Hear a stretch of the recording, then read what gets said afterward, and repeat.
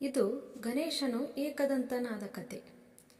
ಪುರಾಣಗಳ ಪ್ರಕಾರ ಮಹಾಭಾರತವು ವೇದವ್ಯಾಸನ ಸೃಷ್ಟಿಯಾಗಿದೆ.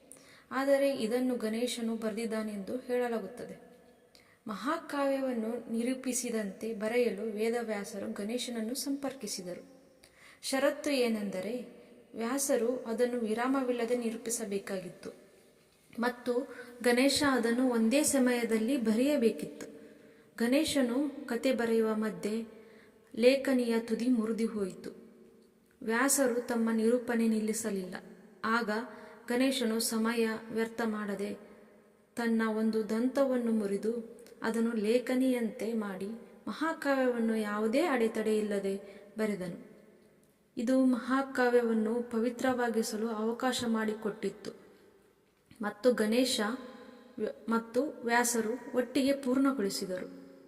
ಇಲ್ಲಿ ನೀತಿ ಏನೆಂದರೆ, ಗಣೇಶನ ಈ ಕಥೆಯು ಏನೇ ಇರಲಿ, ಒಂದು ಕೆಲಸವನ್ನು ಪೂರ್ಣಗೊಳಿಸಲು ನೀವು ಒಪ್ಪಿಕೊಂಡ ನಂತರ ಅದನ್ನು ಶಿಸ್ತುಬದ್ಧವಾಗಿ ಮತ್ತು ಪೂರ್ಣಗೊಳಿಸಲು ನಿರ್ಧರಿಸುವುದು ಅಷ್ಟೇ ಅಗತ್ಯ ಎಂಬುದನ್ನು ತೋರಿಸುತ್ತದೆ.